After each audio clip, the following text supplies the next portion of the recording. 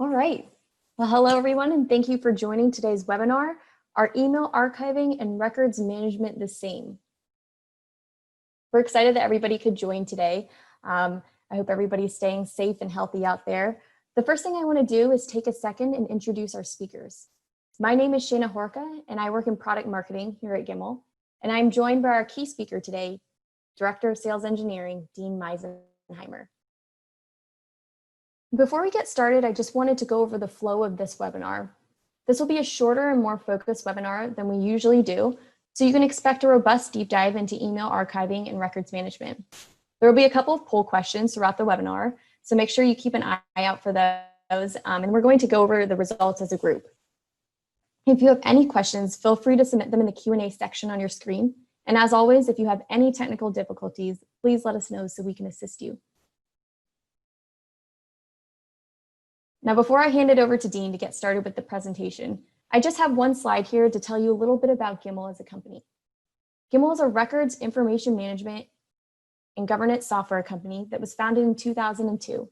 We have a client success team and global network of partners that have been delivering solutions with us for more than 17 years. Our primary technology partners are Microsoft and SAP, and our implementation partners include small specialty SIs with specific areas of expertise, as well as larger global SIs and consultants like PwC and Lockheed Martin. Gimel's product suite includes document management for SAP solutions, content governance for SharePoint, and records management. Our family of software products work together to help you create an efficient digital workplace. And now, without further ado, I'm going to go ahead and hand it over to Dean. Thank you, Shayna. Well, good day, everybody. Thanks for joining us. So let's get into the meat of our topic. Email archiving and records management. Are they the same? Are they not? Why do we maybe need them both? So let's start with, why is email a challenge, right? We all get lots of emails. It depends on your organization. Some organizations are more email heavy than others.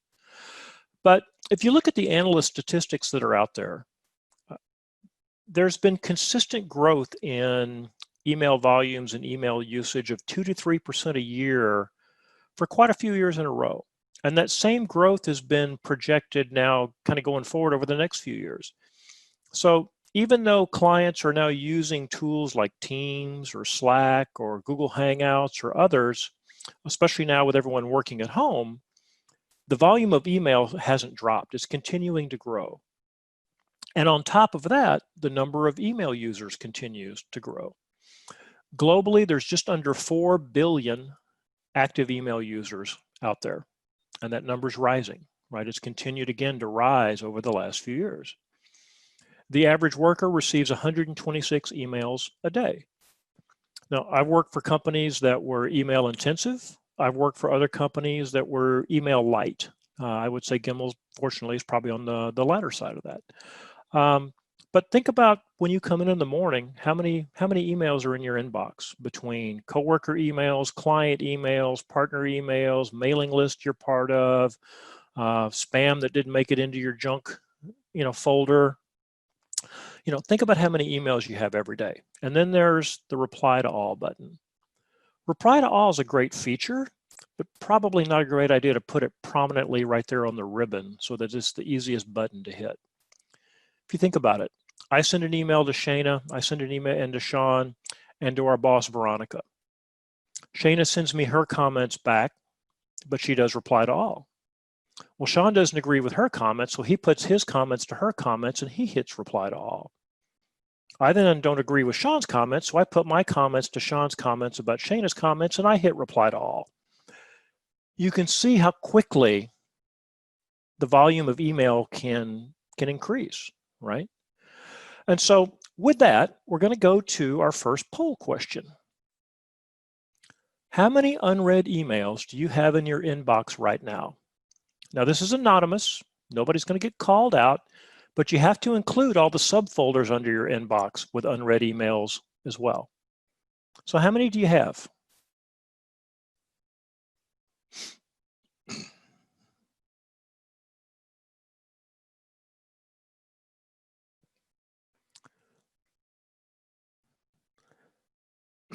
All right, and Shane, I can't see the results here. Let's go ahead and launch them, and then they should be visible for everyone. There you go. All right, well, you guys are doing good. Fortunately, nobody's over 1,000. Congratulations. We do have a few that are in the 500 to 1,000 range. And that's not that unusual, right? We all have colleagues and coworkers. When you look at their inbox, they have hundreds of emails out there. And sometimes that's a result of their role, right? Everybody copies the CTO on anything to do with product, so their inboxes swell in a hurry. But in general, you guys are doing a good job. So let's go to the next slide. The reason this becomes an issue is email falls under the same regulations as all of the other content, right? It needs to be managed the same way. If an email refers to medical information, it may fall under HIPAA, right? The Healthcare Information Privacy Act. May be subject to a discovery request as part of the Freedom of Information Act, FOIA. Depending on your role, your emails may be subject to capstone, where they need to be kept depending on the criticality and maybe you're an executive in an organization, right? Sarbanes-Oxley, the FDA, if it's related to product development in a healthcare organization. If you're in government, M1218 and M1921, right? M1218 set a deadline in December of 2016. Emails all now have to be managed as electronic records. No more print and file of emails as records. If you're not familiar with M1218 or M1921, there's a good blog out there on the Gimel website. You can go take a look at it. The URL's there at the bottom of the slide. And there are other regulations, right? SEC regulations, the Gramm-Leach-Bliley Act. We all know the IRS. How many of us keep our tax records and correspondence right up until the day we can delete them, and then we immediately shred them all, hopefully. And then there's GDPR, right? GDPR really made a lot of companies and a lot of individuals aware of privacy regulations. Even if you're not a European company, if you do business in Europe or you have branches in Europe, you're going to fall under the guidelines of GDPR. So email needs to be managed the same way as everything else. And so a lot of organizations do email archiving. And email archiving is one approach to managing the problem. Email archiving can be manual. I can choose what emails to archive, or it can be an automated process. Email archiving is the process of taking either inactive or aged emails and offloading those into a designated archive. If you look at the screenshots on the right, that may be subfolders underneath your inbox that are created automatically and emails get moved into after a certain period of time. Back in the day when most email servers were on premise, email archiving was a way of getting large volumes of emails. Again, think about the volumes of emails your organization gets. That could be literally millions and tens of millions of emails a year. And email archiving was a way of moving those off of the email server where you had high performance storage and moving those to secondary or even tertiary, third tier storage that was more efficient, much cheaper, right? For things to kind of live out long-term retention. Now, a lot of email servers have been moved into the cloud, right? One of the most popular payloads for Office 365 is actually moving the Exchange server into Office 365. It's one of the first ones a lot of companies did. And Office 365 offers built-in email archiving. Well, the nice thing about that is it's there, you can configure it, set it up, and now emails get automatically archived. The concern is the archive size by default is 100 gigabytes per user. So as a user, I can have 100 gigabytes of emails and attachments archived off. And what happens when that archive gets filled up is it can auto expand and just give me another 100 gigabytes. So when I fill up my storage unit with stuff that I never look at and never need, instead of cleaning out the storage unit, I just get a new one to put more stuff into. Now, the good thing is email archives are searchable, right? You can use tools like eDiscovery to find information. Retention can be placed on them.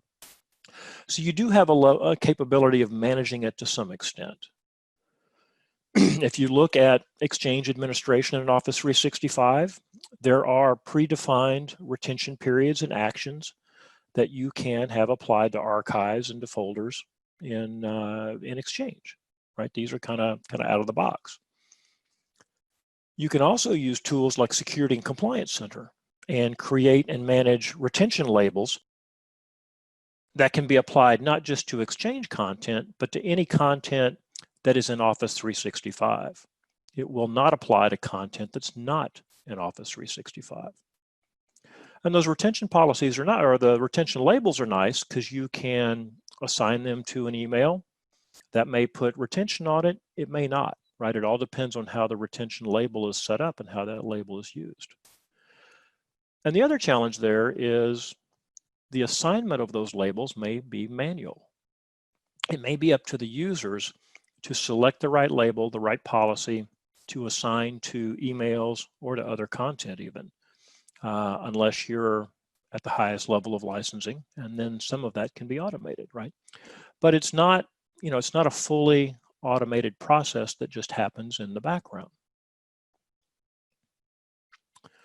So how do we manage the challenge? Well, archiving by itself isn't enough, right? Email archiving does a good job of dealing with the bulk volume of emails that are coming in and sitting out there and being kept for extended periods of time. But one of the challenges, and I'm certainly not banging on IT here, right? Because archiving provides a valuable service, but it is managed by IT. It's not managed by your compliance organization. So they may not have the same visibility or the same urgency into how emails are retained, how emails are classified, where they're put, that your compliance team does. Plus, as somebody in a compliance organization, you don't have the same visibility into email that's archived as you do into emails that may be managed as records alongside your other records. You don't have the classification against your file, against your file plan. You don't have the granular retention applied to emails, right? It's very broad. If the email's over 2 years, been archived for 2 years, get rid of it, right? If it's in the junk folder, delete it after 30 days. That's the level of granularity that archiving provides for you. And then you don't have detailed reporting, right? You don't have the ability to run reports, see what should be eligible for disposition over the next, let's say, 90 days, to see what's associated with other records of the same type. You don't have that visibility across, all of your emails. And one of the benefits was that archived emails are searchable and discoverable. It also becomes one of the risks. If I don't know what's out there, well, if I get hit with a discovery request and an email turns up that I probably should have disposed of 2 years ago and I still have it, I still have to provide it, right? I still gotta produce it. And even worse, if it's something that I should have kept, but somebody deleted it off the email server, now I potentially have a bigger problem because I'm out of compliance, right? Both with regulations as well as potentially with the court, right? And that brings its own, those bring their own penalties through fines, through legal ramifications, as well as, quite frankly, sometimes just bad PR. So we're going to take our second poll now. Are emails part of your records management strategy today? Got a few options there to choose from. Again, totally anonymous, so you can be honest. We're not going to call anybody out in the background. We'll give everybody a few minutes here to choose the appropriate response, and then we'll tally the results.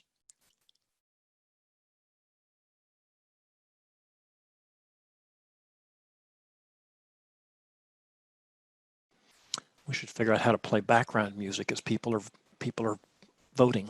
I was thinking the same thing. All right, let's see how many people are managing emails as records. Not surprising, unfortunately, but most people don't look at email as records. They're not. Maybe they do, but they don't have a plan in place on how to manage them. Some people are still doing the old school print and file, and it's a manual process, but at least they are being managed and classified, right? And a good number are managing and classifying them electronically, so that's great.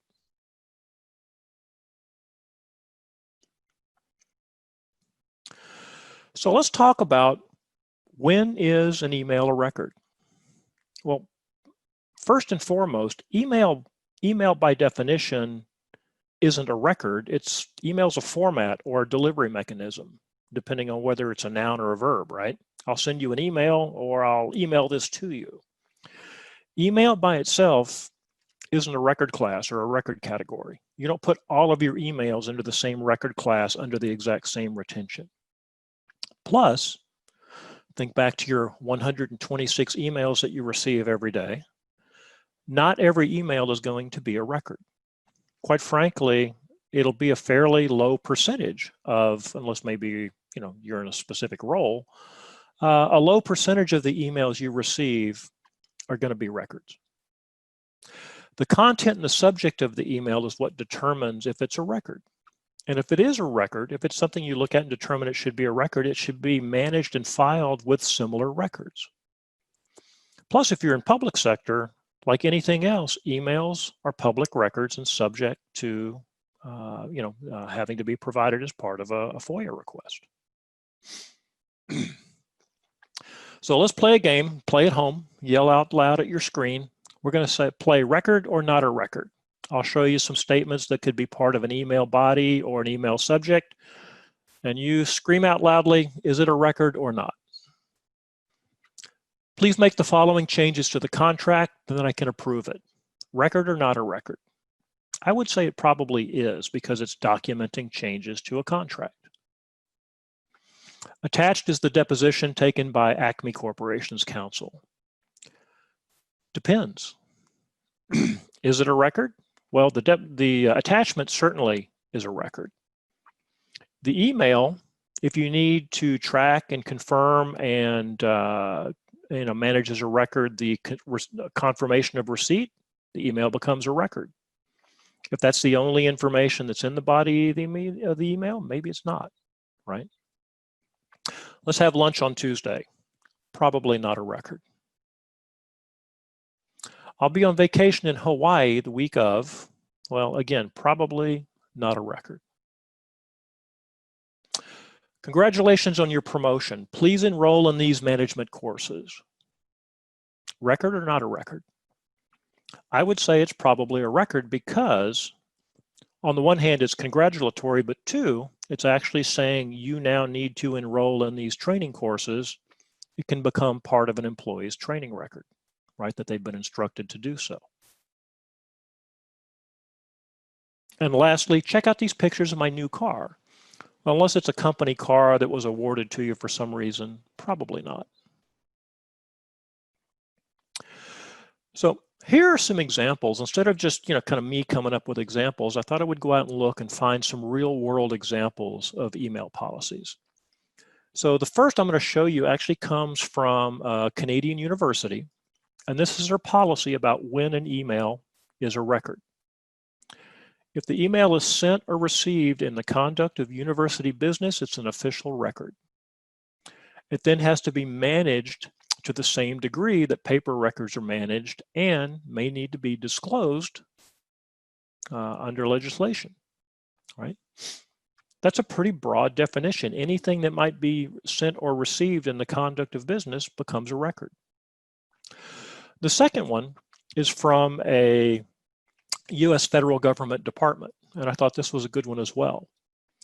An email is a record if it documents not just evidence of a business transaction, but the mission of the department.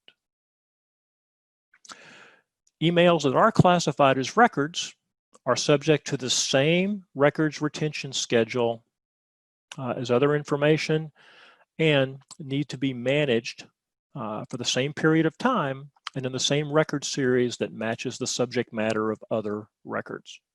So emails need to be managed and filed the same as any of your other records are. So I thought those were both really good real world examples. And if you go out and Google email policies, you'll find quite a few good examples out there on the internet. So how do we manage email as records, right? What do we need to do that? The first is get it off your email server, right? If you have an email or attachment or both that need to be managed as records, email servers are transitory. The information there is not designed to be kept for extended periods of time, hence email archiving. You need to move it into a persistent storage, whether that is a repository like Box or SharePoint, whether that's your file share, but you need to put it someplace that is more permanent and persistent. Second, you need to associate that email with the proper record class in your file plan next to all of the other information in that same record class. By doing that, the record's going to typically inherit the proper retention, whether that's date-based retention, right? That may be from the date a contract expired or from the time a project closed. It may not just be the date the email was received. Or it could be event-based, right? Something happens that triggers the retention. And then you want to review and disposition the record along all of the other similar records. So all records for a particular matter X number of years after the matter has been settled. Or all employee records for Rick Deckard 7 years after he leaves the organization, right? If you look at the example on the right, you can see I've got my record classes, I have my accounting record category, I have my administrative category with my different administrative record classes. I have an email message, policy for review.msg, that's been stored in my SharePoint Online repository, but it's been assigned to ADM02, my facilities construction and improvements record class, because it's part of my facilities improvement policies and needs to be managed according to the policy for all of my records around facilities improvement. And what's important is you automate these steps as much as possible.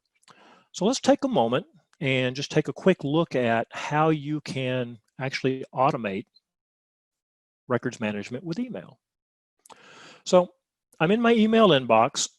Well, the first way that we talked about managing emails is to come in and simply do the old school file and print, make a paper copy of it, put it in a folder, manage it as a paper record.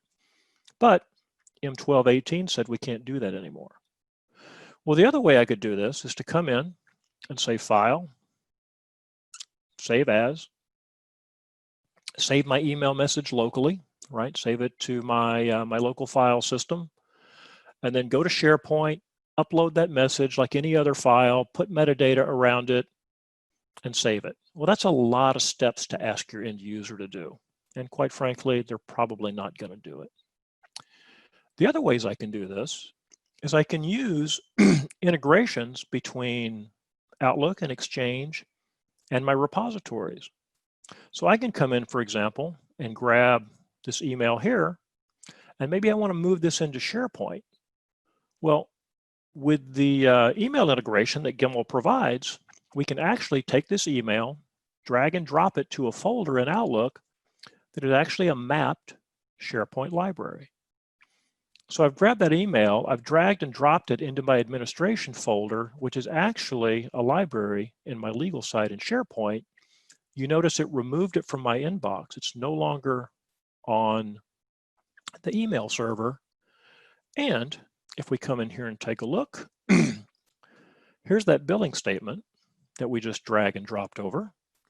And if we look at the properties, we actually went into the email header. We set the content type in SharePoint automatically based on where I dropped it. And we grabbed information out of the email header and automatically populated a lot of the metadata for that item in SharePoint. So if we go take a look at it in SharePoint, come over here real quick, refresh our screen real quick. It may take a moment for it to sink in here. But as these emails come in, right, for any of my emails that are synced in, It's moved into SharePoint. It's captured. The content type is set. All of the metadata is here. And the other thing that's happened in the background is Gimel Records Management is able to then come in, just like it does for all content, crawl it, automatically run it through the records indexing process, and assign that email to the appropriate record class, where, here it is in ADM02, where it will then inherit the appropriate retention lifecycle, which will now be triggered by an event-based retention.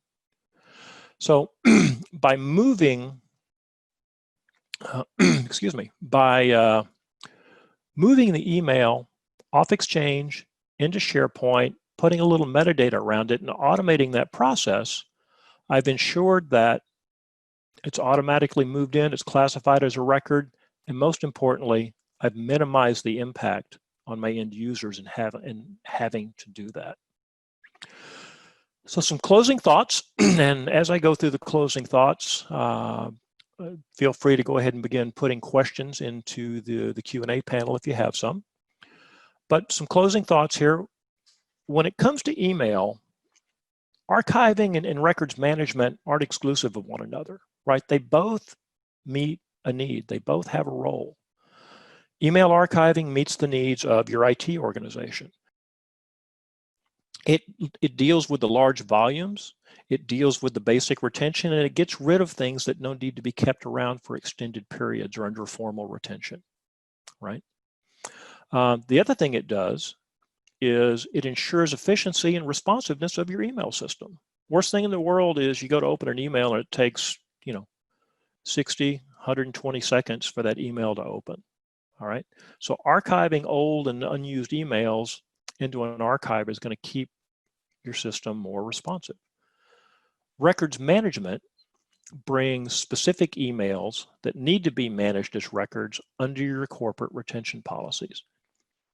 Emails are going to be filed the same as any other record in the organization. They're going to be retained like any other record in the organization, and they're going to be disposed of like any other record in the organization. So now if there is ever any question about how emails are being managed or how emails are being disposed of, you can ensure that you've got consistency and compliance around that process and around how it's being managed.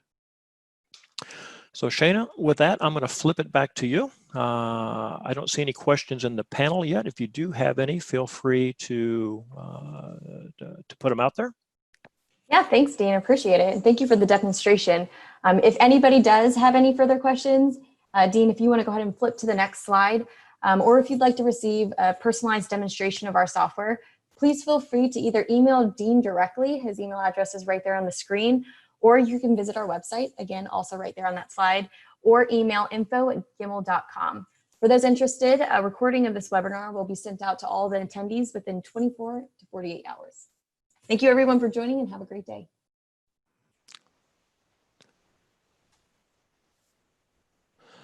We had one. Oh, yeah, I just saw that. One question that jumped in right before the bell. Good job.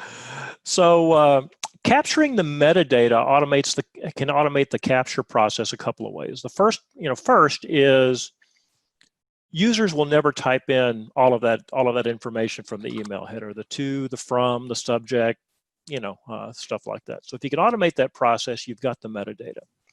As it goes into SharePoint or into Box or into whatever repository you're storing it in, the metadata can be used to search for the email in addition to the body, can be used to slice and dice and organize how that email is viewed next to your other documents.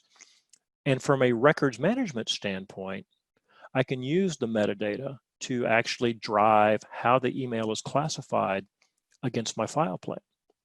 So with the emails that you saw there, Gimel Records Management in the background was looking at the metadata of the email, was looking at that combined with the location of the email, where it was stored, and automated the decision about, oh, this record pertains to this, I'm going to assign it to this record class, where it then inherits the appropriate retention.